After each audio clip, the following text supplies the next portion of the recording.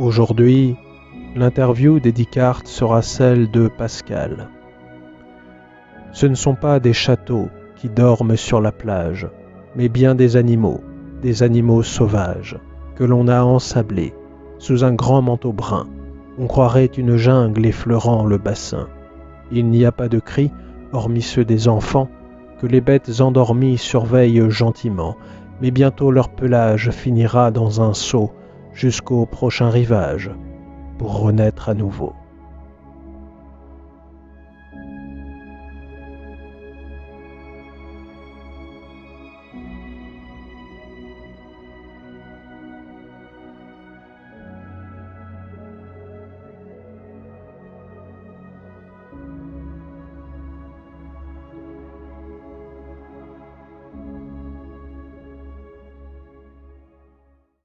Bonjour, monsieur Pascal Thomas. Bonjour monsieur, oui. Pascal, je vous ai croisé par hasard à Arcachon en me promenant le long des plages et je suis tombé nez à nez avec vos sculptures de sable. Vous êtes sculpteur de bronze et de sable. Je voulais savoir tout d'abord qu'est-ce qui vous a amené vers la sculpture. Oh, la sculpture, moi je l'ai découvert par hasard. J'étais étudiant quand j'ai découvert la sculpture en m'amusant sur une plage. Donc en fait, j'ai découvert la sculpture sur du sable. Donc j'ai découvert la sculpture sur du sable. Après, je me suis découvert quelque chose que j'ignorais et je l'ai développé. Et vous avez commencé par des études scientifiques, j'ai lu ça. Moi j'étais à la fac, je faisais maths physique avant. Est-ce qu'il y a un artiste qui vous a inspiré pour vous lancer? Non, après j'ai eu des maîtres d'art pensé, tels que Barry, qui est un sculpteur animalier, il y a Michel-Ange au niveau des personnages. Ça fait qu'ils m'ont fait tous rêver. Et ça m'a conforté dans dans la sculpture, à aimer la sculpture et à apprendre, à continuer à apprendre. Et jusqu'aujourd'hui, j'apprends dans mon travail. Alors le sable, c'est votre matière première. Nous sommes à la plage d'Arcachon. Est-ce qu'il y a d'autres plages que vous avez parcourues à travers le monde? Vous avez voyagé? Oui, j'ai beaucoup voyagé. Disons qu'au départ, je voyageais beaucoup. J'allais de plage en plage, j'allais de pays en pays, de ville en ville et de plage en plage. Voilà. Donc j'ai travaillé beaucoup en Europe, j'ai parcouru un peu partout dans le monde. J'ai beaucoup fait l'Europe, les Caraïbes et l'Amérique du Nord jusqu'au Sud. Donc j'ai fait beaucoup de plages par là-bas. Disons qu'à cette époque, je faisais exclusivement que le sable, la sculpture sur sable. Et après, quand j'ai commencé par faire du bronze, alors j'ai diminué de voyager.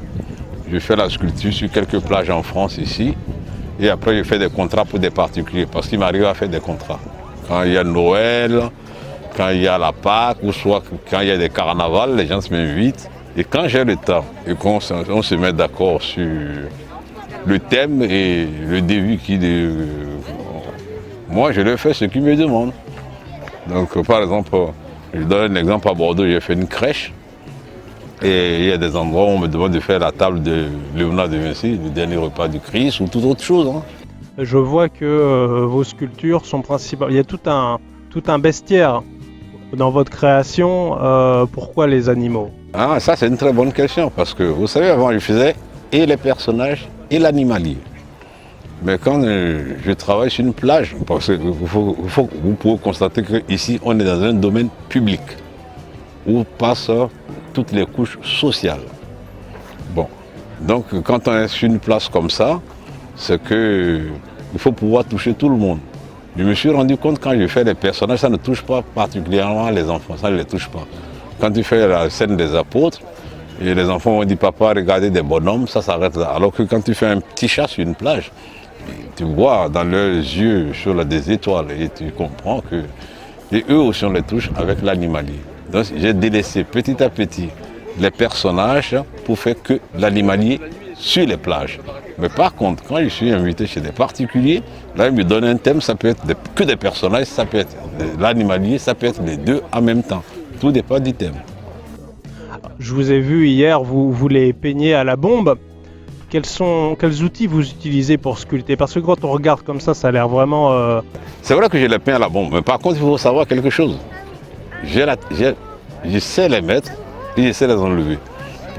Parce que quand je les peins, c'est que j'ai une technique d'enlever la pellicule de peinture. Ça, c'est très important, parce que je ne laisse pas la peinture sur la plage. D'accord. Ça, je veux être clair là-dessus. Par contre, les outils que j'utilise, je n'utilise que 3 choses. Il y a un couteau, une spatule en triangle et un pinceau, c'est tout. Et concernant le bronze, venons-en au bronze. Pareil, c'est aussi des animaux. Ah non, je fais de tout avec le bronze. Je fais, mais beaucoup plus l'animalier de toute façon. Mais je fais des personnages, je fais les choses à la commande, je fais des sculptures à la commande. Mais je fais beaucoup d'animalier. Mais seulement, les finitions ne sont pas comme ce que vous voyez sur le sable. Parce que là, je finis la sculpture pour qu'on reconnaisse ma signature sur la création, sur l'œuvre. Voilà. Par exemple, pour faire un taureau, c'est 8 heures. Un taureau, 8 heures. Pareil pour le bronze aussi? Ah non, non, non. Non, ça c'est autre chose. Parce que le sable, il est vite sculpté. Attends, pour faire un bronze, il y a plusieurs étapes pour aller de la sculpture. Quand tu fais un modélage, par exemple, pour aller du modélage jusqu'au produit fini, il y a plusieurs étapes. D'abord, il faut faire la sculpture, ça te prend ensuite s'élargir, ça te prend plusieurs jours en fonction de la taille de la sculpture, de la complexité de la sculpture. Et une fois que tu as fait la sculpture, il faut faire le moule. Et il faut faire un moule soit en silicone ou en plastique crête, ou en silicone ou en plâtre, ou en silicone ou en résine.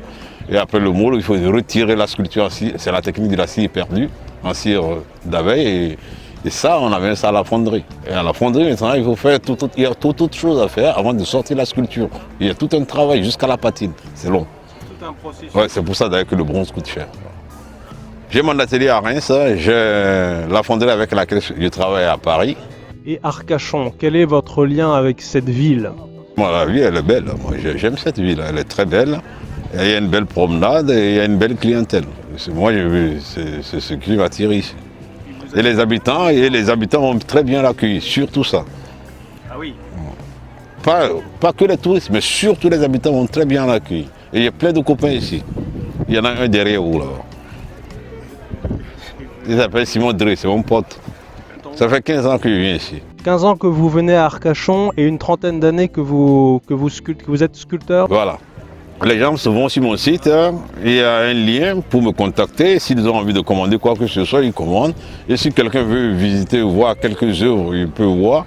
Mais seulement sachez que je ne mets pas tout sur mon site, parce qu'il y a des œuvres que je protège.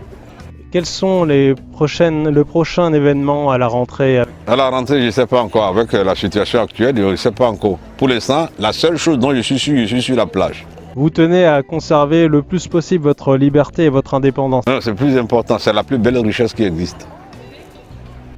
Pascal Thomas, c'est l'heure de la dédicace. Je vous laisse l'ardoise et le feutre qui va avec.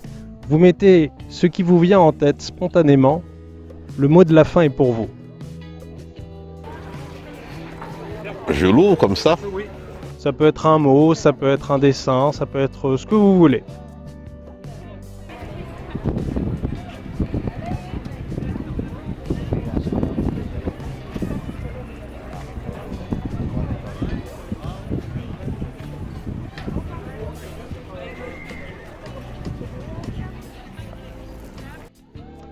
L'art nourrit nos esprits. Pascal Thomas, merci beaucoup pour cet échange. Et je vous souhaite un bon séjour à Arcachon et j'espère que les plages sous vos mains trouveront encore de nombreux visages. Merci beaucoup. De rien, monsieur.